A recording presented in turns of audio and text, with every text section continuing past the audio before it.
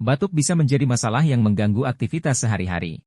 Namun, selain obat-obatan yang tersedia di apotek, ada beberapa pengobatan alami yang bisa dicoba untuk meredakannya. Salah satu pilihan yang efektif adalah dengan mengonsumsi teh madu, yang tidak hanya membantu mengurangi produksi lendir, tetapi juga memiliki sifat antibakteri yang bermanfaat. Selain itu, air jahe juga dapat menjadi pilihan karena kandungan antiinflamasi di dalamnya membantu meredakan batuk kering dan gejala asma.